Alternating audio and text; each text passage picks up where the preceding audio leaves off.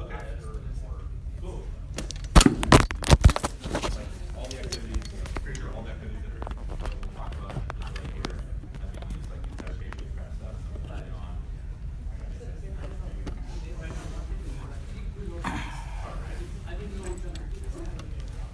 Well, hopefully we won't disappoint her. Hello. How you doing?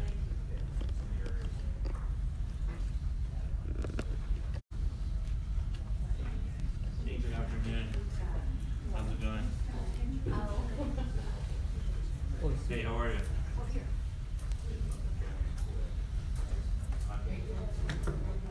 Oh, sweet. Thank you so much.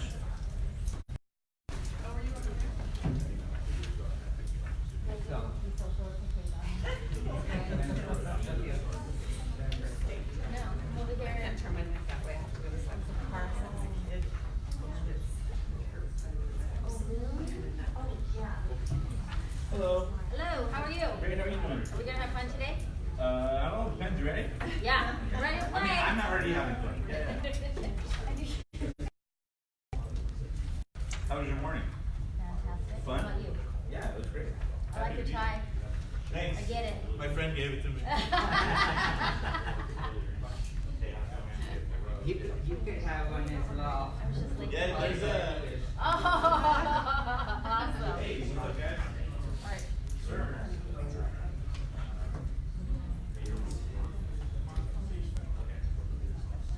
But only mine.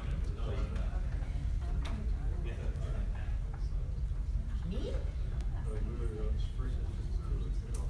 had at one point said, because I wanted to get all the information you guys again and exchange. So we'll get started in a Hey, how's it going? minute.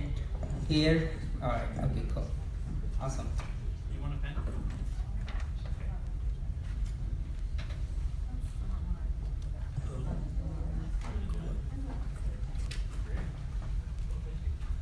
Hi. You guys know George already?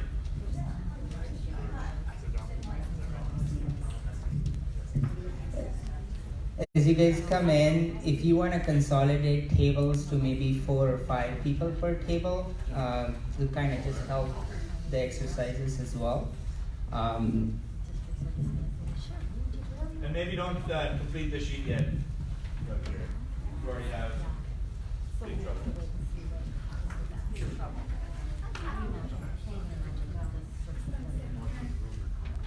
Alright, so we're down to Cool. So we'll have to share. Right? Yeah. Okay. you guys know each other? Yeah. I'm sure. Oh, okay. Does everybody have a pen? Oh, we need more people. You need more paper? Alright, you guys get the left. You guys know each other? We know Shelly. Okay. Can you guys share since you know each other? On the last one. Sure. And she told me she doesn't like to have fun. Yeah. You don't think so? You don't think so? I guess it's all relative. Or are we just getting in everything? No, we can share. Okay. I like there's agreement here. It's a good thing I'm not basing my value on your guys' input. That's what we deal with too when we have students, right? So we provide materials. We'll get started. No. Sweet. Yeah. Do you guys know each other? Okay. You get the last one. It's because I'm not prepared, or else I would have more. So welcome everyone. We sat on If you could just, Thank you for joining this double session. We're gonna go an hour and a half, so don't feel like you have to be here for the whole hour and a half. But we're hoping to make sure that it's useful. We have several exercises for you. We want to make it as interactive as possible, and rather than a presenter and audience, it's more like a collaboration. So don't feel like you have to listen to what we are saying. Feel free to interject, ask questions, thoughts, opinions, comments. Thank you so much for making time and joining us. We are here to share our experience developing cybersecurity escape room and board games with students. That's one of the different things we tried this last year, is all the activities we've done with students as co-creators. And that's some of our lessons and learnings, and also how we kind of are growing it. With this audience and all of you, what we're hoping to do is start a community and a conversation around how we can make cybersecurity education fun. So thank you for joining it, and thank you for being involved. So a little bit about us. We started Cyber Defenders as a community college program in 2016. What we really wanted to do with community college kids was to get them internships in cybersecurity role, either as a security engineer, intern, analyst. To do that, what we did was we partnered with San Jose Workforce Board. So Cyber Defenders is based in San Francisco Bay Area. We operate in East Bay and South Bay, so San Jose, Berkeley, Oakland. With our first cohort, what we did and aimed for was to create an immersive, fun experience. So we wanted to create a industry-like environment for our students. So I am personally a cybersecurity professional. I'm not a teacher. So I've worked in industry. I used to work for Microsoft, United Health. I've done a fair bit of work in cybersecurity myself. So I wanted to bring in what I as a professional did for my work. So a few things which we do with any technology companies these days is, like, we have stand-ups and agile methodology, and everyone is responsible for little piece of work they do every day. And so that's kind of what we brought into our classroom. Our classrooms were run with these sticky notes. One of the things you will kind of realize as we kind of go through this exercises is we actually don't use that much of computers, and there is a reason behind it. But all our stand-ups, which is what you did yesterday, what you're planning to do, and what your plan is like. So those three columns we all did with sticky notes in classroom, and that kind of got a lot of students organized around what they were working on, gave them a little bit of structure, and that's sort of the structure used by the industry as well. Other key thing is we believe that students should start contributing to their career timeline and their work as they are studying. So as the students were part of our first cohort, the first internship, we introduced them with sufficient tooling around open source development. And one of the assignments which every student had to do was to contribute at least one change to an open source project. And that also made a lot of difference, and I'll talk about how that developed. And this is our 4th year now doing the community college internship program, but that's become a key thing of what we do, and it's really helped students connect with the professional community, have things on their resume which are noteworthy. And we feel like the same thing could be brought to high schools as well, and I'll talk a little bit about how we are doing that. Other important thing is, as cybersecurity educators, one of the challenges we always have is how to provide a safe environment for students to try hacking techniques, right? So a lot of education boards and systems end up kind of creating these fake environments, or having very much watered down versions of like a district pen testing on a district school board program or something like that.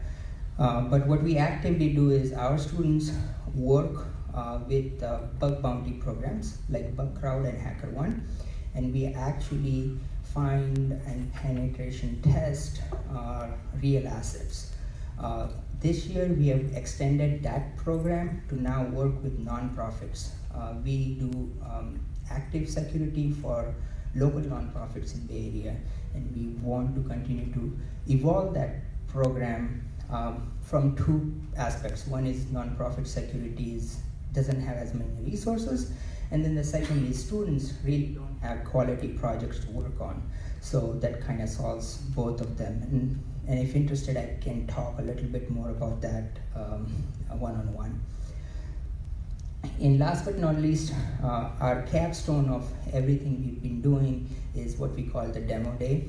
And it's also kind of modeled very much in the Silicon Valley style of like, hey, give a 15-minute pitch of what work you've done through last 6 to 8 weeks, and do it to an audience of experts in the field. And we actually capture that feedback and give it back to the students. So I'll also talk a little bit about it. So we started all of this as a community college program, and we brought elements of it to our high school program. Last year was the first year we ran our high school program. So Demo Day was one of the key things we brought in the high school program as well, and we'll talk about more. So feel free to interject, ask more questions. So just wanted to kind of orient. We are very small. We largely funded by Workforce Board grants, and this is sort of like a part-time project for me and Gabe.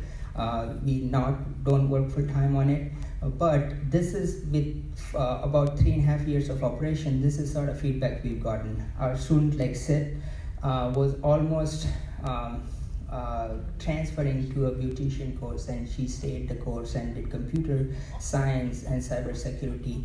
Now she's in second year of work. She was part of our second cohort. She's in second year of her work internship doing cybersecurity and computer science, and this program was effective doing it. Caleb Sentinel, he's a security researcher at Sentinel-1, and he's actively worked with us. We have a few other people who are security engineers and active in security community who work with us to develop the projects and curriculums we do. As you can expect from anything like the Bay Area, our student population is very diverse. 25% is women, 80% is non-white, and through last 3 years, 95% students have completed our program. And we worked with a lot of industry partners, including Facebook, Cloudflare, and so on and so forth. So these are the three key things we also do in our program. Since it's largely based on learning by doing, we provide some kind of learning or base to everyone through boot camps. And our boot camps are typically like 4 to 5 days, and we do 3 boot camps. One is Introduction to Cybersecurity. How many of you guys have heard of like a Verizon breach report? Awesome. So few of us. So that's an amazing tool as an educator. You can have your students look at. It's very readable, and it is first-class citizen of every security researchers and security professionals toolbox. What that report does is, for every year, and they've been doing it for over a decade now, for every year they summarize the attacks which have happened in last year by the industry. So this is not very technical, but this is just a journalistic, if you will, or more like an analytical view of what industries had which kinds of breaches. And over last decade, you will also see the attacks have changed. So it's a very useful tool to make your teaching relevant, and also a very useful tool to motivate students on, like, look, this is why you need to study it, because these are the kind of attacks which have happened, and this is what is at stake. So that's one of the things we cover in our Introduction to Cybersecurity. We do Python programming for cybersecurity, very hands-on technical Python programming, and some of our high schoolers have also done it. And then we do actually active red teaming, which is finding flaws in applications on bug bounty programs like Bugcrowd and HackerOne, as well as very recently we started working with nonprofits and doing full security for them. So we actually have our students work on real projects. So that's another key thing of these boot camps. So with that program, what we've sort of got ourselves, and I presented this work last year at the NICE conference here of our work in K-12, and over the next month we actually got contacted to start a high school program at Santa Teresa High School in San Jose. So last year was our first year bringing the work we've been doing in community college environment to high schools. So as a security professional, as someone who's done community college work, I had this grand idea of like, I'm gonna just like bring all the things I've learned and make it applicable to high schoolers. And so I got to my first day of Cyber Explorers. I'm gonna click this for a minute here.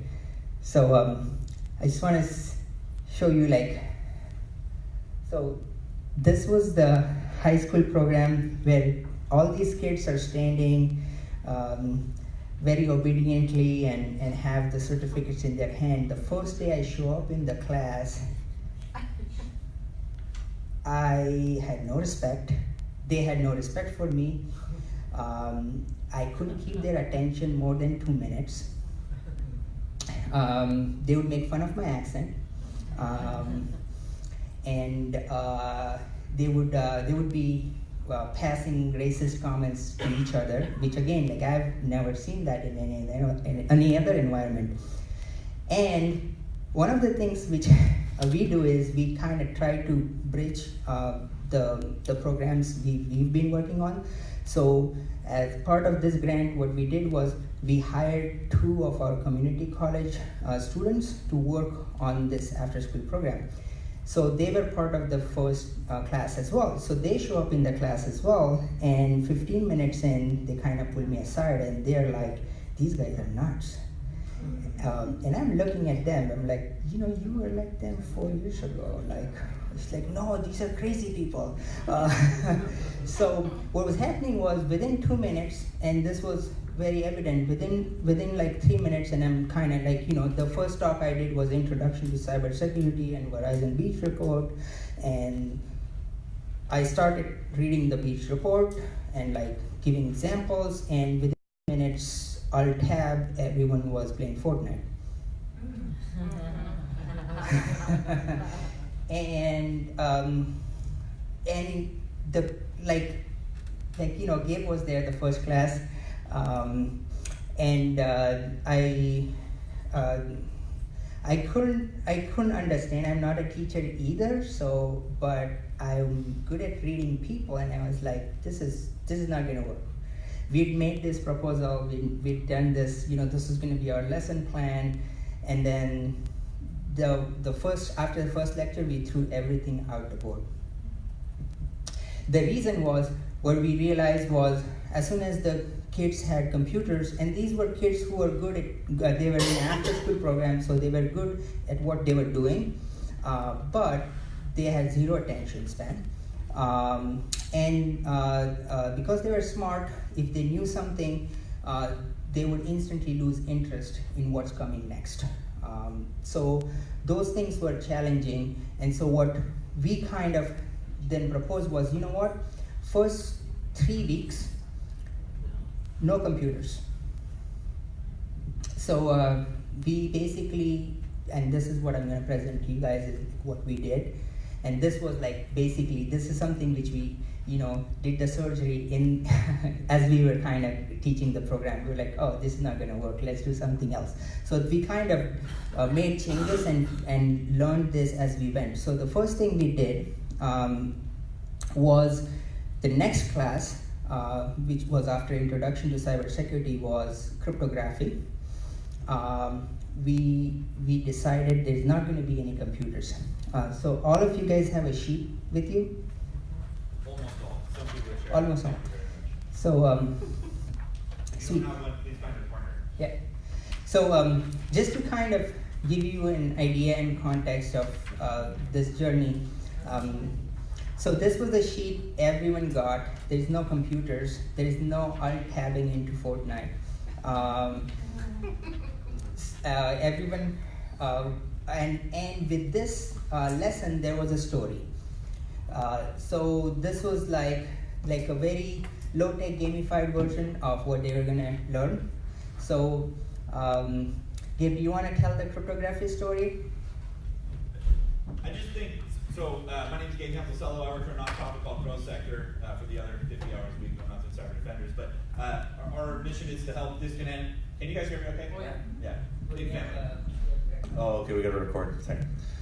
So our mission is to help disconnected, disadvantaged individuals gain careers in engineering and computer science for the most part. And we started working with Vibob really to provide those real life work opportunities for students. I'm sure, raise your hand if you've had trouble finding internships for your high school or community college students in California. Exactly. So if our job is to help connect folks with employers, we realized we needed to bring the employers to the students more directly. They were not going to get hired on site, and so really helping them gain that work experience. Vibob mentioned connecting with direct employers and nonprofits through their projects.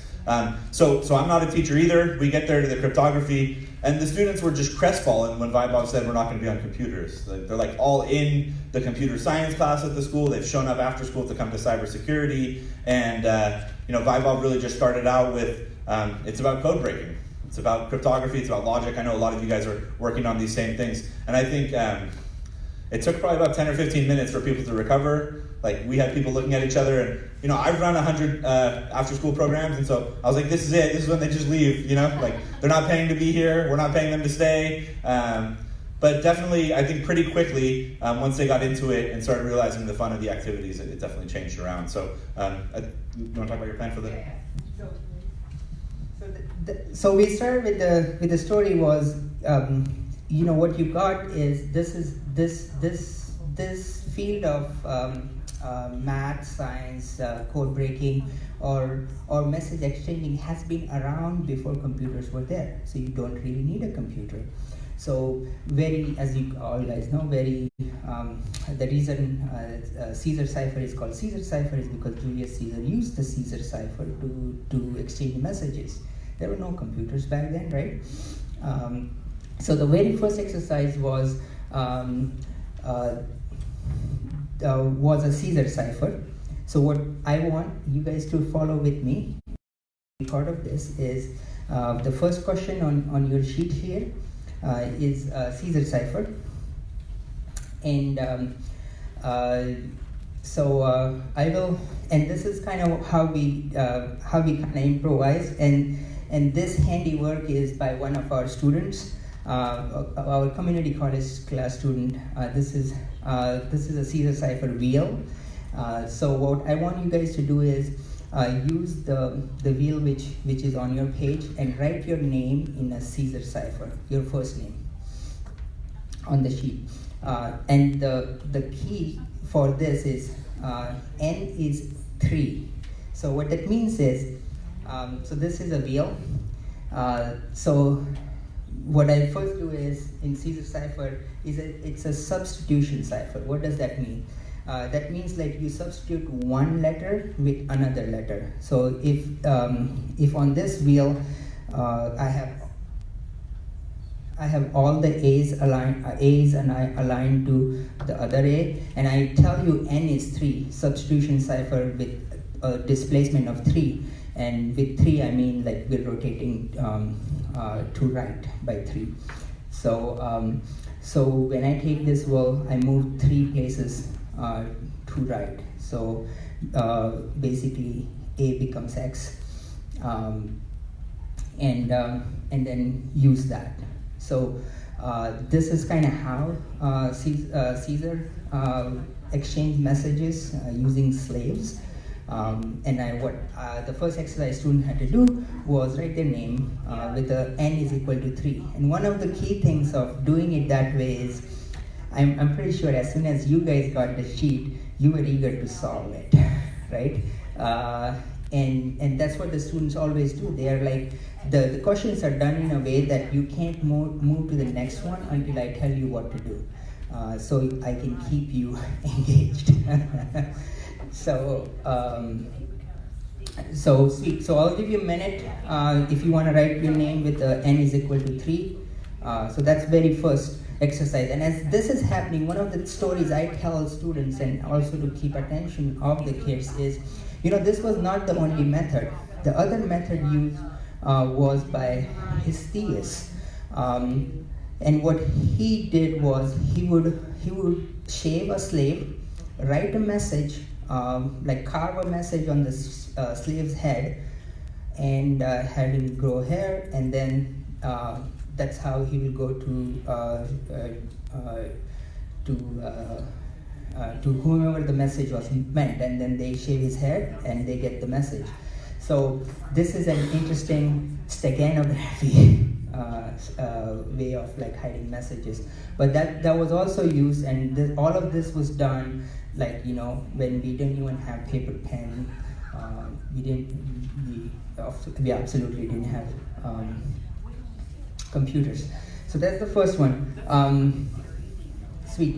So the next one, if you guys want to try, and that's a very simple one, is the Freemason cipher. So again, like for students to kind of contextualize the ciphers to who originated them is a very interesting tidbit. So the second question you guys have is a Freemason cipher. So can you actually decode the message which is under the cipher key? And first person who decodes it gets a little surprise. All right. Should it be this?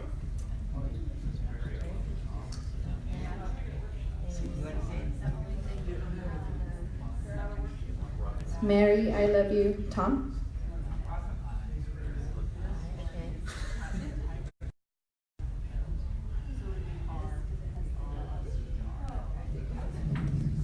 So yeah, so an explanation. So you're looking at the shapes. So the shape is maybe if you zoom in, yeah. So I'm gonna walk you guys through the key here. So if you kind of see here, the letters correspond to where they sit,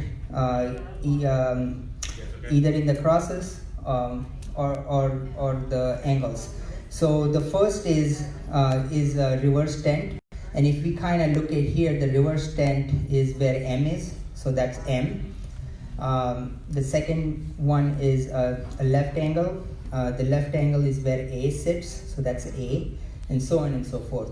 So if you actually look at some of the Freemason architecture and buildings and stuff, you will actually find this cipher. So again, historic was done before computers were here, right?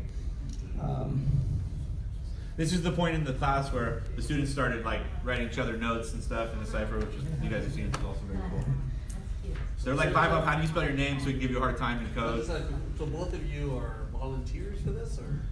So we, the nonprofit I work for is technically like a fiscal sponsor for Cyber Defenders program. So we've gotten a little bit of funding from the after school program just to pay for the instructor's time.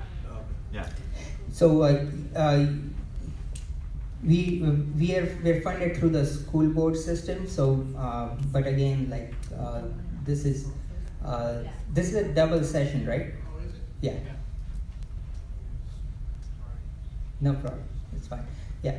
Sweet. Cool. So sweet. So the third one, and I'll talk through these. So because this exercise usually takes a whole period. I just want to kind of give you guys a sense of it. like what we were doing. So the third is a transpose. This is something, again, like if I just told you do a transpose, this is a secret message, what are you going to do? So what I do is, on the whiteboard, I draw a transpose. Freemasons kind of drew their ciphers on a grid, right? What if I drew it in a matrix? Like what if I drew a matrix and I transposed the letter instead of doing it this way?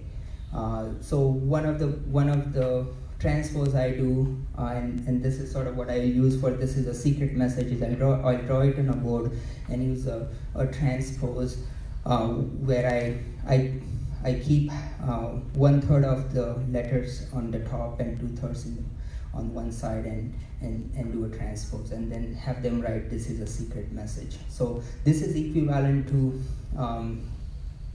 what a lot of computer systems use today, and actually if you look at MD5. So MD5 is a hashing algorithm. It's a very complicated version of doing the same transpose. And I'll talk a little bit about MD5. So MD5 is what is used for a lot of message digest systems. But again, it's a simple transpose of letters. Go ahead. With the transposition cipher, are you giving them the grid or you're having them draw it? No, I give them give the them grid. the I grid. give them the grid. I draw it on the whiteboard, and then they Okay. kind of So they work. know how Yeah, many across yeah, and how many. yeah, Okay. yeah. I So. was gonna say that. Yeah, and that's again, like I also wanted to make the question so people don't like run ahead, and it happens very much. So the fourth one is around steganography, and this is very interesting, and this is sort of like how would you kind of like hide your message in a text? So the apparently neutral's protest is thoroughly discounted and ignored is man hard hit, blockade issue, affects pretext for embargo on byproducts, ejecting suits and vegetable oils. So you actually take the second letter of every word, and that's the message.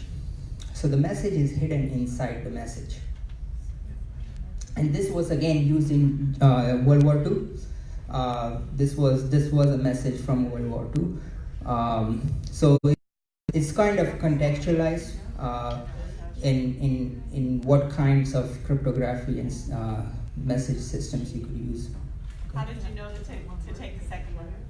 You just have to You figure don't. it out? Yeah. So it's so one of the things of and this is also kind of brings back, and this is a great question because you're thinking, so you have to communicate a secret to the person you are communicating the message to in some way, right? So if I'm going to carve on a slave's head and have them regrow hair and send it to my messagee or message receiver, I somehow have to communicate it to them that you need to shave the head, right? So it's the same way, in an off-channel way, I have to somehow communicate to the receiver here that read the second letter, right? So that's and then again, so what and this is very beautiful in a way because now it naturally leads you to a system where you have to do exchange of secrets, right? And so the fifth one is also something similar, and again I wouldn't go too much into it, but now I sort of go into is the next seventh question is what's the binary number for 6, which kind of now brings you from cryptography world into computer world, and I assume you guys are familiar with binaries. So actually that's very fun, like because for 7th graders are familiar with binary, and then anything below they kind of struggle. So what I wanted to communicate there was like now we're switching to computers, and then I'm holding the thought of exchanging the message just a minute there, because that kind of brings back to the modern technology. So the next one is write hexadecimal number for 42. So this is something which is super fun. Like I think the 9th graders know how to do hexadecimal. The 7th and 8th graders didn't know how to do it. So I showed them how to do hexadecimal once you know how to do binary. And it was something they actually really loved, learning it that way. So the hexadecimal for 42. And then I kind of take this concept and now you were scrambling messages without computers before using Caesar ciphers, Freemason ciphers and things like that. Now, if you were using a computer to do it, the computer, most of the cryptographic operations are done with an XOR. XOR is one operation I teach students. The reason you want to teach XOR is if you actually XOR 5 with 6, one of the interesting properties is you can actually read back the number if you do it the other way. So what I would do is ask them to write the binary for 5, ask them to write binary for 6, and then XOR it. So what really kind of now brings back to is they've learned about techniques with computer, without computer, how it's done, but now it's the critical thinking portion. The critical thinking is steganography, which we kind of looked into that message, the second letter you're reading at, and then cryptography, where you're actually doing a Caesar cipher. Can you do like little crypto analysis of it, like which is stronger, which is not? Like, would you use a Caesar cipher or would you use like a letter substitution? So I'll show you an example of how the students actually, what students wrote on this. But this was an interesting exercise because now what you're asking the students to do is just analyze what they learned. So a lot of students like that in a perspective of like, they were like, oh, what if I mix steganography and cryptography, and what if I did this and that? And so I actually then, the next question on this sheet is what was used in the Enigma machine. So how the cryptography was done. So which actually brings back to the point which was raised earlier. How do you then transfer this secret, right? Whether I should save the slave, or I should read the second letter. So this is an interesting question where I asked a lot of people. How many of you guys have heard of public key cryptography? Sweet, awesome. Does someone want to volunteer explaining it? Yes, no, yeah.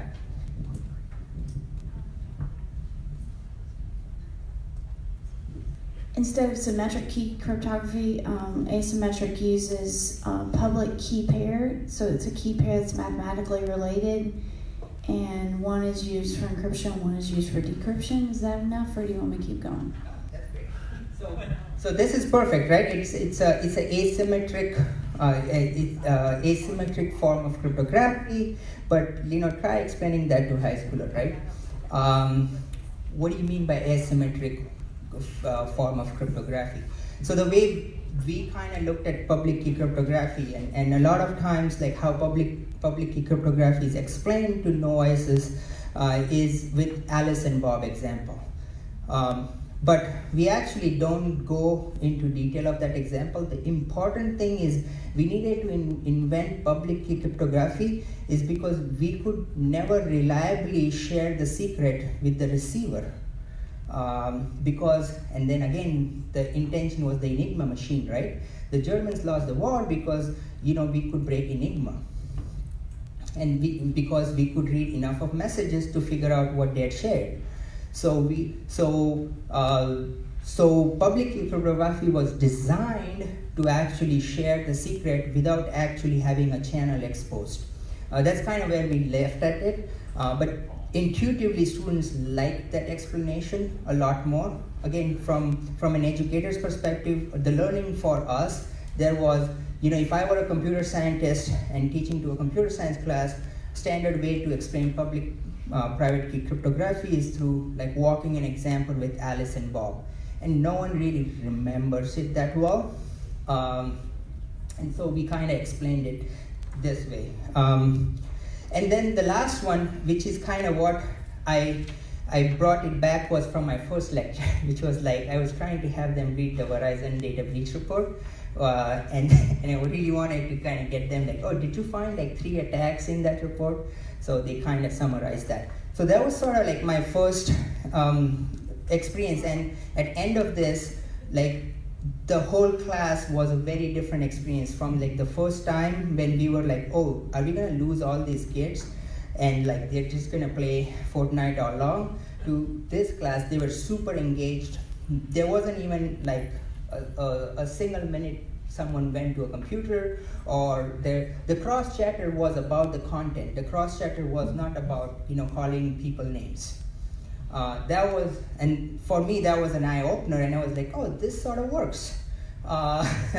So how can I make it better? So I'll talk a little bit about where we went from there. And I'm happy to take questions as we kind of go through that. Sweet. Okay. Sweet. So this is actually an example from a student sheet. So as you can see, like the kids really analyzed and understood it. Like, and that's where you will see, like from just the crypto analysis, intuitively a kid could say that steganography is harder than decoding, which is actually true. Steganography is harder than cryptography, and that was intuitive, and that's great, and so on and so forth. So this is like one example of a student. Sweet, cool. So the next thing we did was we actually, and I know like here a lot of you guys have, so how many of you guys have used board games in classroom to teach cybersecurity? One. Sweet. Cool. Sweet. So one of the things, there is only one online resource which is like reasonably comprehensive in our research around different games games used to teach cybersecurity. So we actually started with that resource, and we tried a whole bunch of different games beforehand between me and the community college students, and we selected a few. So I'm going to kind of walk you guys through a couple of them. And so what we did was, the next session was this session where we had the students be in groups and we played board games. So I'm going to pass a few board games around and I'll talk about them. This one to you.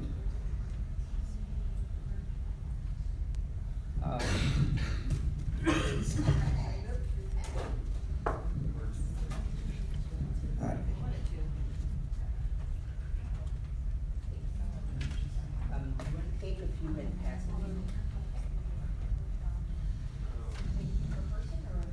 Per group. Yeah. So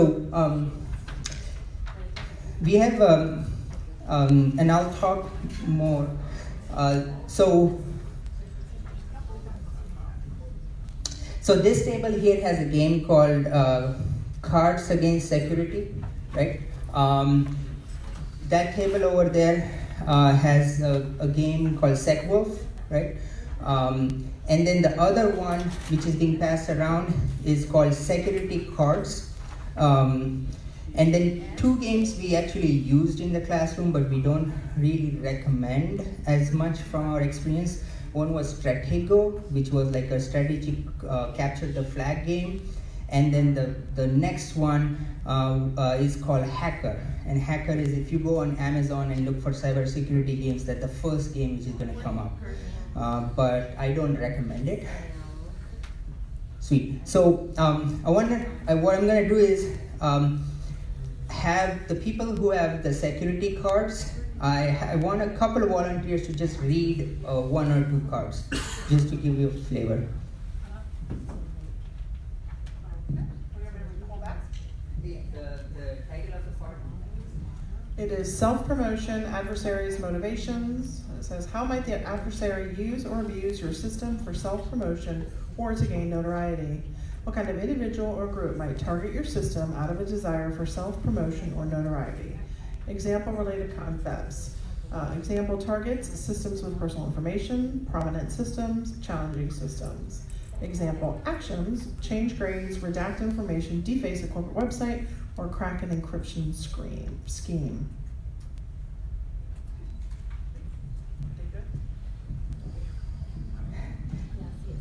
So that was the adversary method, right? Okay, sweet. I'm gonna have someone read this card here.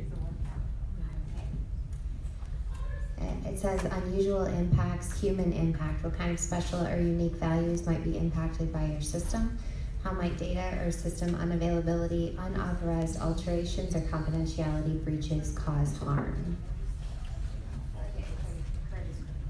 Sweet. So the card is on human impact, how it's going to affect a scenario. Maybe one more card. You guys have the other one. Sweet. One more card. Yes. That's protection, adversary motivations, how many an adversary use to abuse your system for self-protection or to protect others. What kind of individual groups might target your system, protect something or someone? So it's a way to actually protect. It's an adversary method. And then I think one more motivation, if you want to read this one. Okay. How might the adversary use or abuse your system to further a particularly ideological outlook? What kind of individual or group might target your system for reasons? Examples: related concept, example issues, corporation, environmentalists, reproductive rights, drugs, violence, sexuality. Example action, DOS attack, disclose data, misinformation, cause physical harm, cause momentary and damage. Awesome. So that card game is called Security Cards. It was developed by University of Washington, and it's been around for a little bit. The reason I made people read the cards is it's like 4 different areas of cybersecurity. One is why people really do it.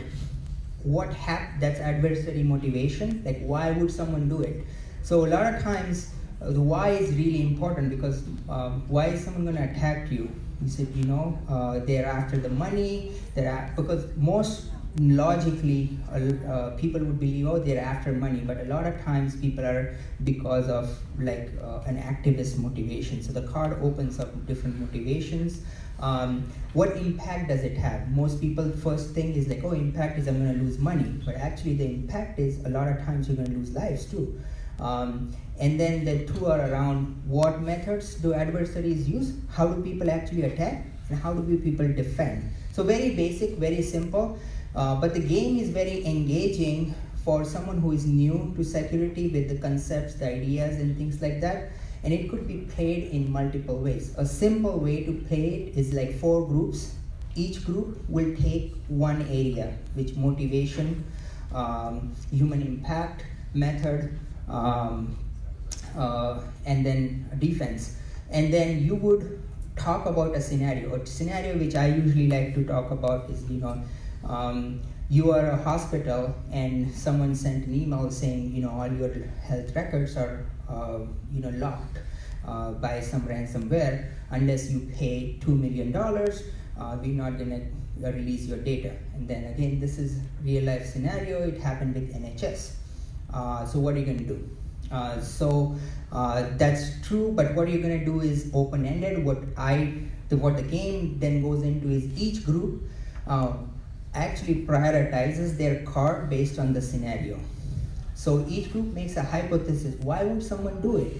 And then they have 8 or 10 cards. They would prioritize their motivations after a group discussion, not by one person. It's a group activity. So same thing everywhere. And at end of it, every group is going to come up and talk about their motivation, about their priority. And it takes about 20 minutes. And that's like a great classroom activity to get people thinking and talking about cybersecurity in the next level, and not just sort of getting caught up into the idea of there are these crazy hackers and it's really hard and they kind of run Matrix-like programs and things like that. So it's a more educated conversation.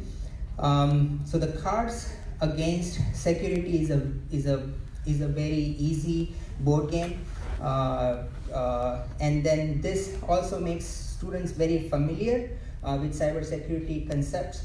And then the SecWolf is again a super simple one. I don't know if you guys have heard of like Villagers and Thieves or Mafia or like one of those.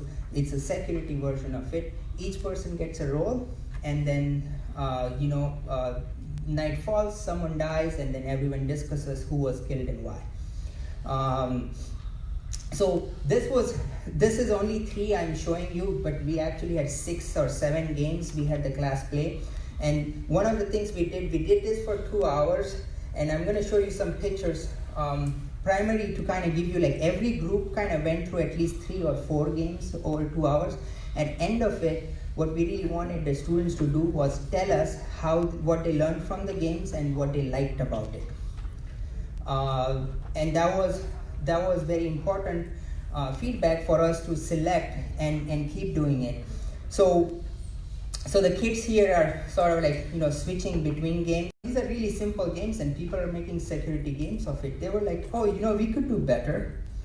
So one of the tenet of this program for us was to everyone picks a capstone project. So it could be anything. So after the end of this class, 3 groups picked developing a board game as their capstone project. And they actually decided that we're going to make a board game. And I'll talk a little bit about the board games we actually made and how playable they were and how the students went about doing it.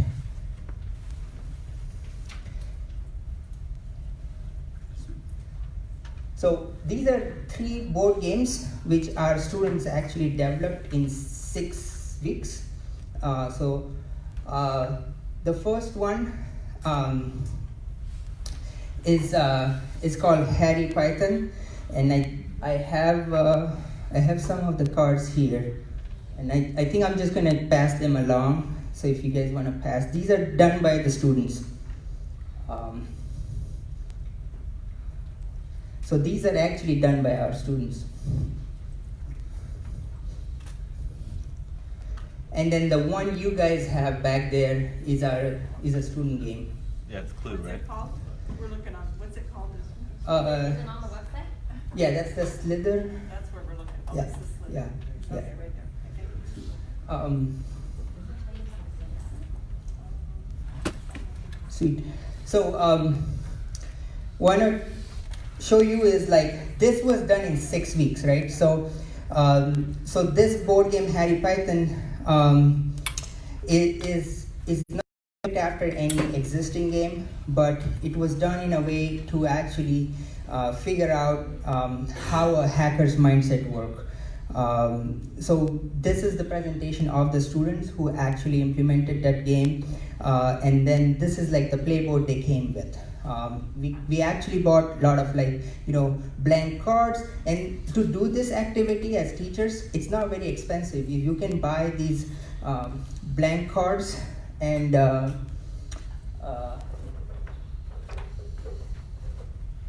sweet. I think one of the table has like dices and pawns. Like a lot of these game pieces. Yeah, there it is. Sweet. So those game pieces, you could all buy it in like less than $50 for the whole class. and they can create their own cards and games. What it makes them is they're engaged in it, and they're super active, and you don't have to fight Fortnite anymore.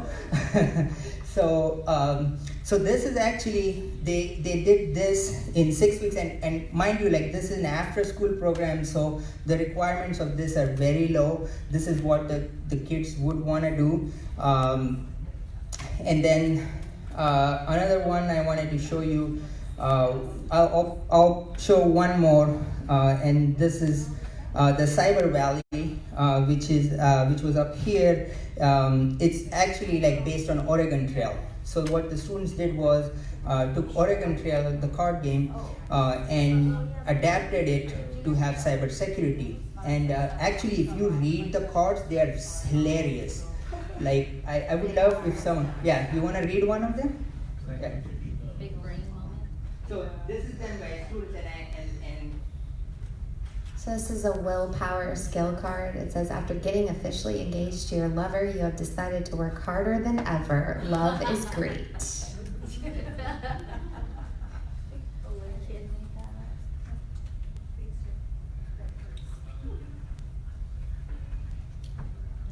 Can I make a quick comment, Vaibhav? Yeah. I think the other thing that was really cool, I wasn't in class every day. Again, part of my job is connecting with employers and making the contacts with the school. I think one of the things we really saw was some of those students who were really technically proficient and maybe had done some of this stuff on their own or had a cousin that worked in cybersecurity or whatever. They still had other things to work on. So the students came up, while they're doing the project, they presented on the board game that they made and had other groups try the board game and then went back and fixed it. So not only are they learning about cybersecurity and careers in cybersecurity and concepts of cybersecurity, they're working on presentation skills, they're working on user-centered design, all these other things that are really important for any cybersecurity professional, but as it turns out, for anyone, right? So I think that was also really crucial too. Vaibhav didn't say, we're gonna spend 2 hours talking about presentation skills, but students got up there in the first practice round, stumbled through it, and then knew that if they're going to come back 2 weeks later and have industry professionals there, they wanted it to be better, like without us telling them, right? So some of those things were really exciting as well. you want to read? So one more, and that's based on Clue or Oregon Trail. That's Oregon Trail. Yeah, Oregon Trail. Yeah. So there are 6 different cards. Roll an odd. Roll odd so all your members can progress. Discard 1 skill card until all members have successfully rolled. Smooth sailing. Seva. I don't know how to pronounce it. Place down the next journey card. Oh well. Discard 1 skill card to advance. Roll an even. It's time to change passwords. Roll evens to successfully make a strong password and allow everyone to progress. Discard 1 skill card until all members have successfully rolled. Uh-oh, SpaghettiOs. Draw a calamity card. It's probably karma for spoiling endgame. Big brain moment. You've had a stroke of good luck. Draw an event card. Yeah. So one things which I have only so much humor, right? Like, and this was like endless supply of humor. So and this really was very useful to do. And one other thing which would happen is, which we tried earlier in the course, was the first lecture was have students kind of work with each other. Again, we had computers the first lecture, right? Yeah. On a Google document, so they could kind of write their ideas, but it got nasty very quick. So that was another reason why I was like, no computers. So with this approach, they were responsible. They had to show their work. It was going to be read. They came out very creative. The humor is relevant. It's actually very applicable to someone of that age range. So this really worked from that perspective. So this was like the board games. So on this journey, what we also did was, and we have gone the next level, and we've actually documented these. I think I have a bad link here. Okay, see. So if you go on our homepage and go to Games for Security under the programs, we have all the games which we have tried and worked with. Kind of, this is the first pass. You will find them. You could probably access them. This is a little bit more up to date than and how escape rooms, if any of you guys are making, and I'll delve into that, is working out. But this is really a list. We want to keep it alive. We want you guys to participate in it. So we'll kind of capture that in next steps. But this is the first pass of games for cybersecurity. You can access that there. Sweet. So that's sort of like what we did for games. So the next thing which we then did was took it to the next level, where we wanted the kids to be part of an experience and also be part of taking this experience to the community. So what we decided early on, when we kind of went on the journey without computers, is to make an escape room which is cybersecurity themed. But after our success with the board games, what we really wanted to do was make an escape room with the kids. So this is not something which we sort of designed ourselves and then took it to the kids, but we kind of co-created it. So I had the ideas where, hey, I want you to learn X, Y, Z, but how they want to learn, how they are going to do it, we kind of kept it open-ended. And in this process, our community college students really took the ownership. They actually wrote most of the script. And then this are some photos where this is like really the first time, and this was done in 2 weeks. We had the escape room being played in the classroom. And Gabe was there. So the students, and the thing which we did with this was we made it competitive. So this is like we originally started with 5 puzzles in the escape room, and every team had to compete on how quickly can they solve the puzzles. And the puzzles are themed in Harry Potter realm. Though the key thing of that was, once the timing was involved, it became a huge hook. Everyone wanted to win the escape room, so they really got excited about it. They were engaged as soon as the competition element was there. So this was super low tech, and again, this is something which we want to share and create community, and us together want to kind of develop it. So we will share the transcript and as well as what materials we got. So the first escape room, we had these things, and pretty much what you have here. It took us less than $200 to buy all of that. And that really got the students to be part of the whole experience. What was key after this was they were engaged, that we actually took this escape room to be part of the community at this Bay Area Maker Faire. And at that point, we were lucky enough that we got some industry funders, and they helped us get some trade show material where we could actually create a real escape room. So I want to show you a little bit of that, of what the escape room looked like. So this is our escape room in action. It's a short video. It gives you an idea of what. Sweet.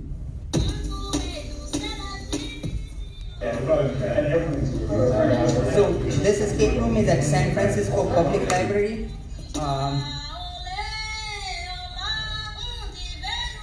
And this was the very first one which we ran at Santa Teresa High School with some of their games. So San Francisco Public Library, we did it inside the library in the teen center. And the library really loved it. This is the trade show booth I was talking about. We had a donation. We actually made it a little more high-tech, where everyone involved also got a little receipt of their time on each of the games. So this is a little printer. So we'll send you an email of your leaderboard.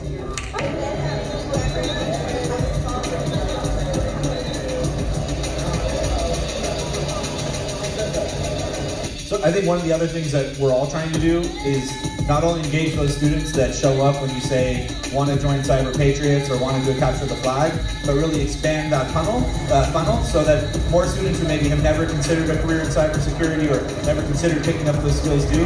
When you do something fun like an escape room, we don't call it cybersecurity prep.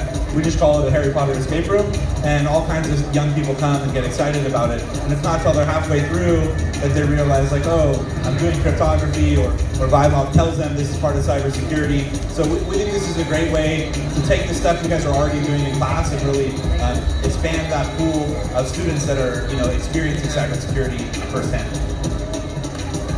So this one is the Maker Faire. In 3 days, we had about 600 students go through this experience.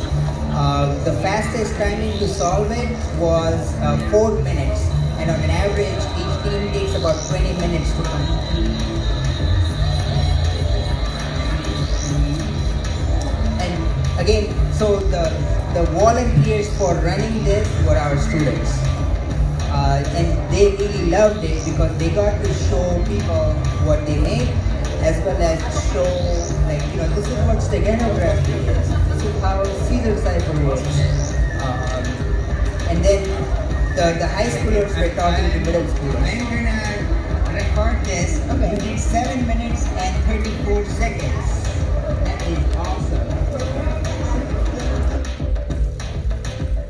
So that was like a very high production one at the Maker Faire. We kind of trimmed it down for like smaller county versions like Alameda Maker Faire, and then this one is at the Oakland Maker Faire. So these don't involve that much production. They have like one of these and like a studio setup.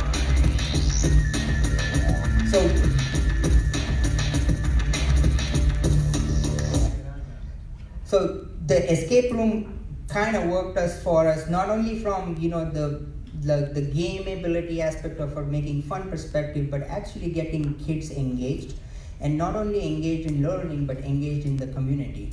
So that was sort of something which again was very organic. We didn't plan for it; it just happened, and I feel like that's something which we kind of overlook on what fun things could do in education. Let me resume the presentation here.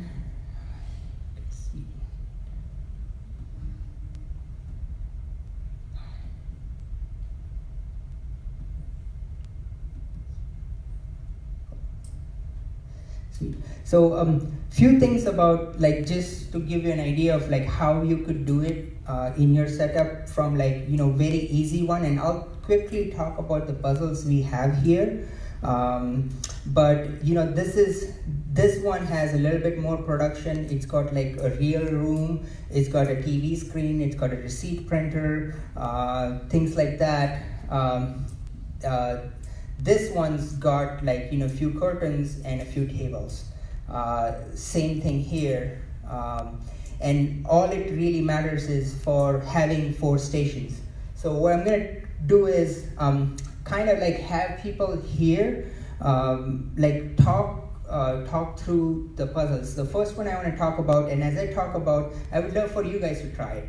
So if you guys are not at a table where one of these puzzles is, I would say get around one of these tables. One that has a title. Yeah, one of the puzzles which are titled. So for example, we could have 4 more people at Flying Keys.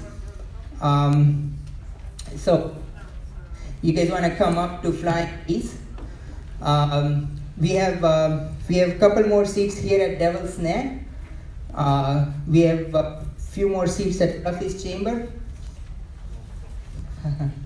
and then few at the Mirror of Erased.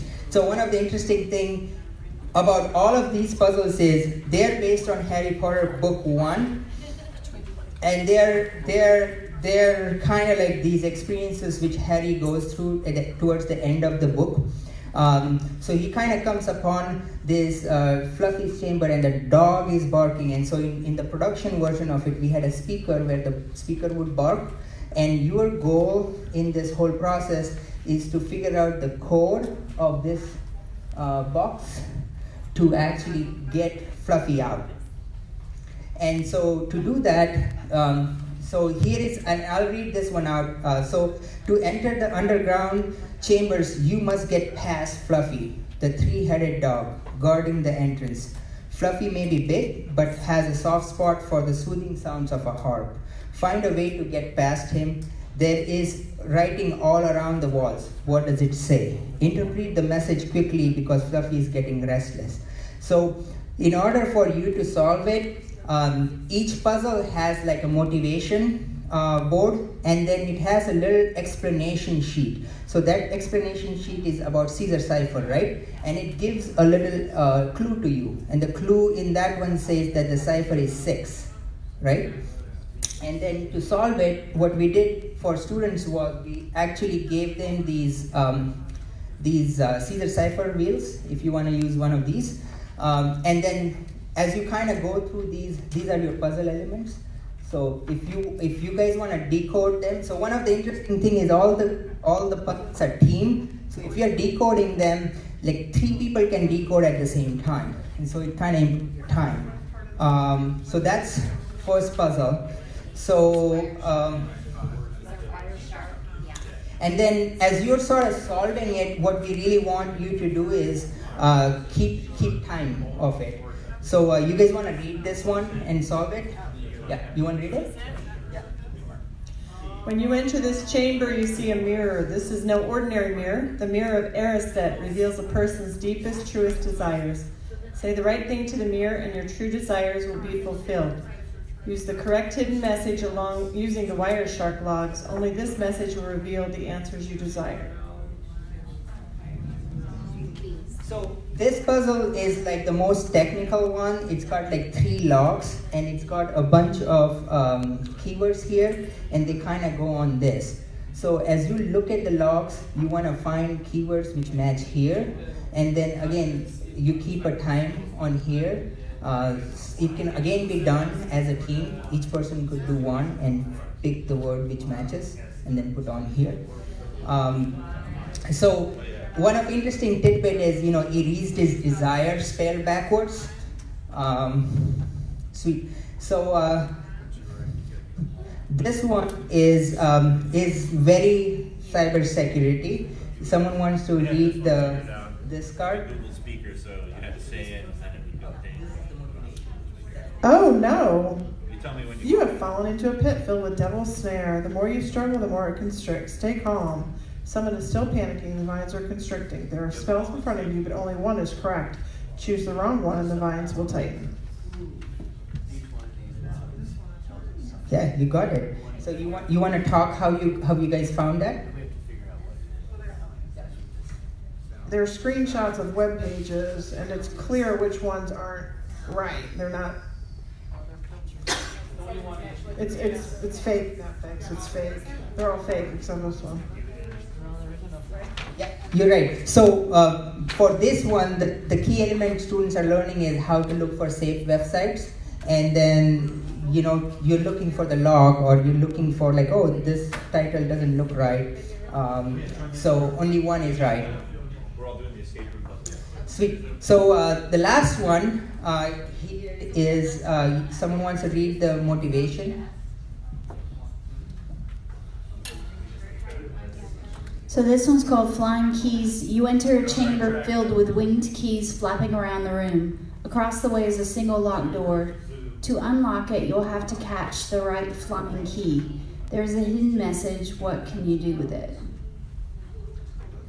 So this puzzle is teaching a little bit more about steganography. In a high production version of it, what we had was like we had a board, and if you see there are these pins on each one of the tables, and if you pick the right key, it would light up.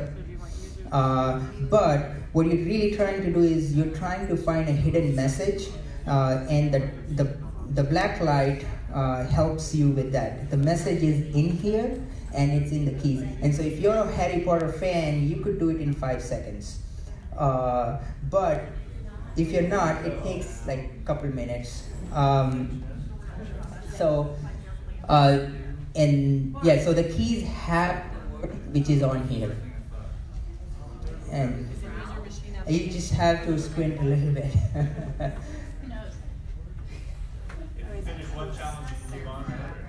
So if people have finished challenges, because we are kind of like running it, this usually takes like 20 minutes for one group to finish on an average.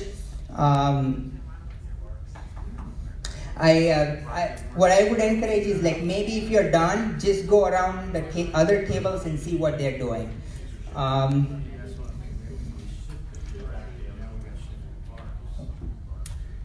Sweet. Oh, awesome.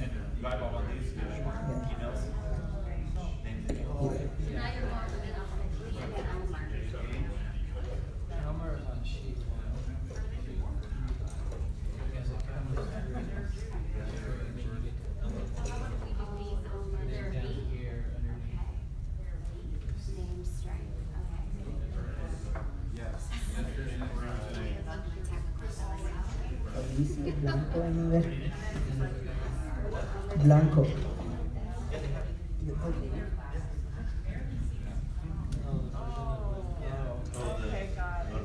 Sorry, I think in the transit you're one key or yeah, you're right, you got it.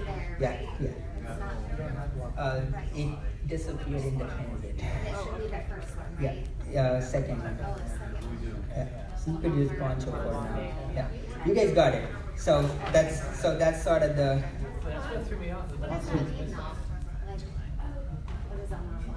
So actually, when in the movie, at the mirror you have to say a key phrase. Oh, so this would be the key phrase that you would say.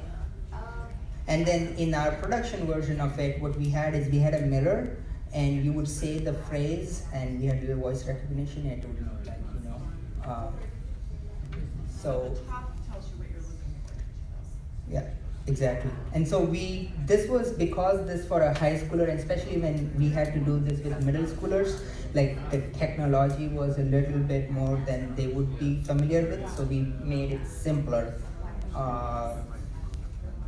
But then their parents really loved it, because a lot of parents who are in technology would be like, oh, this is what I do at work, let me tell you more about it. And then it kind of, parents loved that aspect of it. So you guys got it. Did you guys get it? This is the hardest one.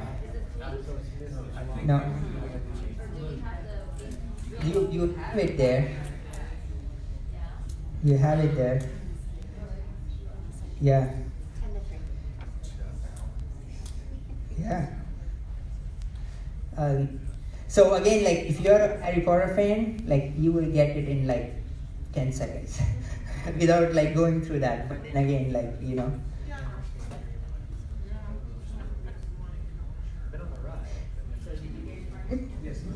Yes, awesome, sweet. So I think by now all groups have the answers. I don't know, like this is I'm trying to kind of put you guys through like a quick one of how it would go. Would like someone want to talk about how they found it useful, not useful? What you thought of it? Or what other games have you played that have worked? Yeah.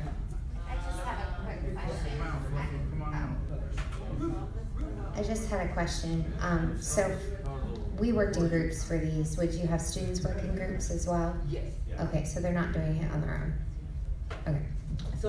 So other key thing of the exercises we've been doing is, other than the first one, we wanted the exercises to be group, primarily because that's how people became engaged. Like if one person is starting to lose interest, someone slaps them, especially if it's like, it's self-policing. So that's the key part of that is and then the one thing we wanted to do was design the puzzles so that they're playable by a group, and if you actually are a good team, you get advantage. So like if you have each one of the sheets done by 1 or 2 people, and everyone individually is doing the keyword, then you have an advantage. Same thing, if you're decoding, and instead of 1 person writing, if like 3 people are decoding and then you match your words, then you have an advantage. And same thing with the keys. If you're looking at the keys with like 5 different people and you separate the keys, then you have an advantage. And then that one is a website. So if you're looking at websites, then you could distribute the sheets between your teammates and then kind of go through that. So all puzzles were done so that they are group playable, and if you're a good team, you have an advantage. Do you have instructions and all the materials and everything? Yes. So for all this material, you guys can use. So one of the things we did with this was we actually have it on our website. We did a live leaderboard. So everyone who kind of went through our experience, it was basically on an honor system. They had one of those sheets you see, and they recorded their time. And then they sort of gave it back to us, and we put it into our leaderboard. So over 4 or 5 events, we have about 800 students who went through this experience. The fastest was 4.5 minutes. And just to kind of give you an idea, these were 4.5 first year college kids, and they were from Harvard, Yale. And one was very big Harry Potter fan. So like the 4.5 minute was like an anomaly. Like on an average, it takes about 15 to 20 minutes for students to solve it. And that's sort of a good attention span, and they sort of get it. So one last element of this was doing this. One of the fun thing of having this was this, the cloth you see, and then there we had these props. So you see all these props, so the students really loved. So the draw for everyone first was just seeing that. I didn't have to say anything. You just look at that and they're like, what is that? And they just kind of draw in, and then the props was what they would get the props and the photo only if they completed it. So that's kind of why they would stay and finish it, and they all loved taking the picture after they complete it. So that was like the other key, and you can see photos from this on our website. I want to mention a couple things, and then we'll kind of get into the takeaway aspect of this presentation and workshop. What we sort of did was we didn't come with a finished experience to the students. We got to them early, and we made them part of the creation. That was something I wouldn't have done if I didn't see how disengaged they were. And also I wouldn't feel comfortable because I'm like, I don't know if they're going to do the right thing. But in hindsight, that was amazing because I would never come up with creativity like they did. Their cards were witty, and it would take me ages if I could even want to do it, right? And then for just the playability of it, a lot of kinks they ironed out, and a lot of kinks we ironed out is we had technology when we really wanted it. We'd have a receipt printer, and we have a voice recognition system, and we had a computer. But then they were optional. We could make the whole thing work without it, and that helped a lot. Other was, just taking this experience to community event was big. Now we have about 5 or 6 libraries who wanting us to bring it to their events. And this is something they're like, oh, can you bring it? And then I go back to the school, I'm like, can the students bring it? So it sort of connects the school back to the larger community. And that's very, very useful, and it's people love it. And then it kind of makes, the more you share, the more you learn sort of philosophy. So that was our learnings. What I wanted to kind of spend maybe the remaining 5 minutes of our allotted time was each one of you guys have a card with you. If you don't, sweet, let us know, we'll give you a card. So maybe have your pen and the card ready. And I want to ask a couple of things from you.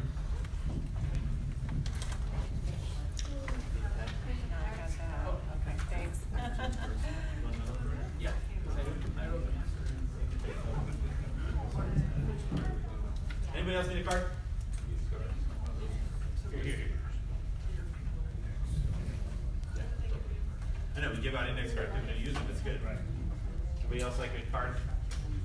Not so. I see you have extras about. I roll on mine. Yeah, totally.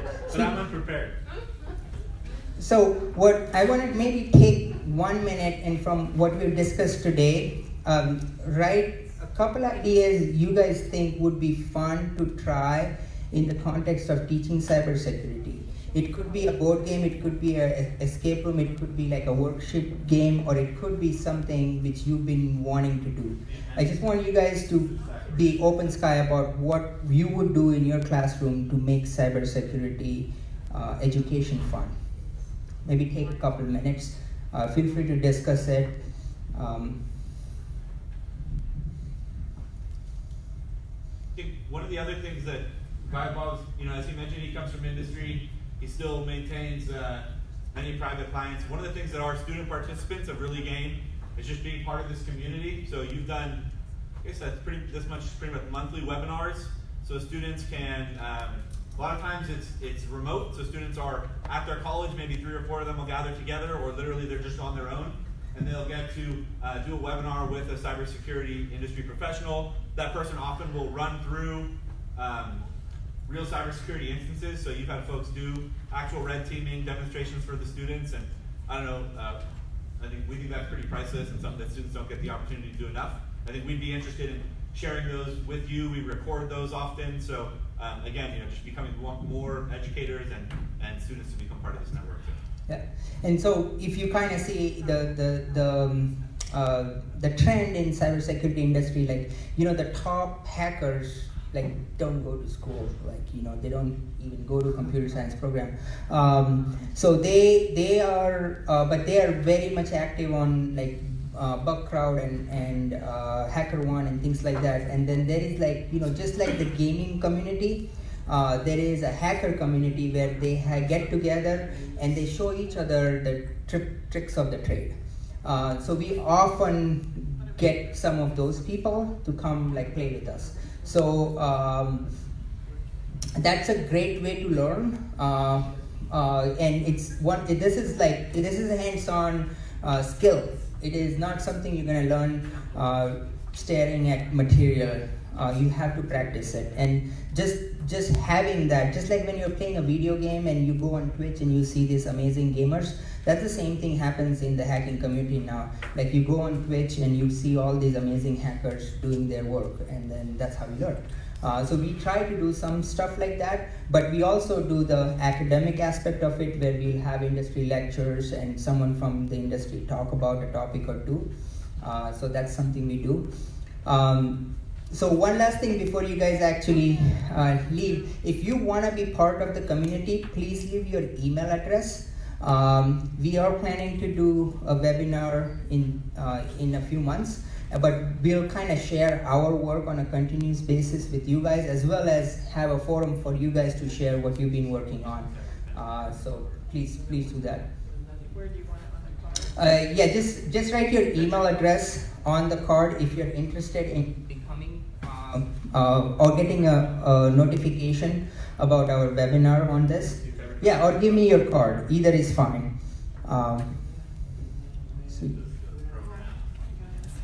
So with that, I would love to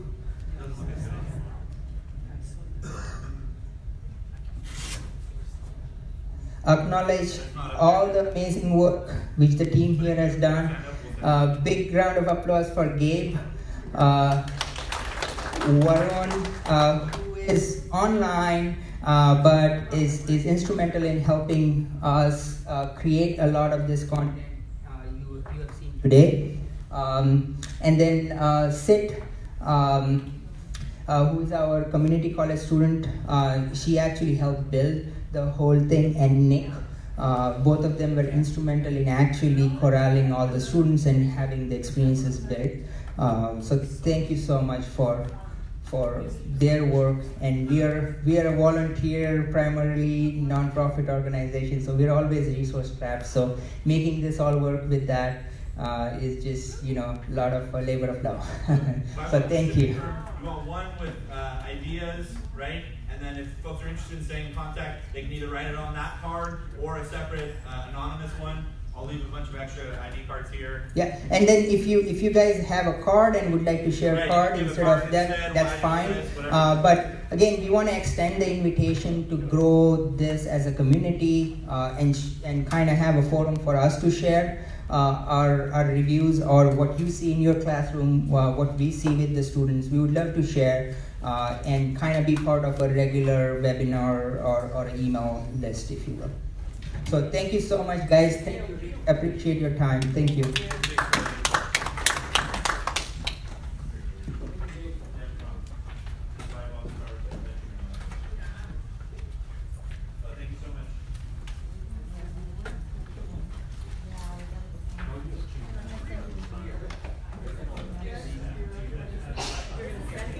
Yeah.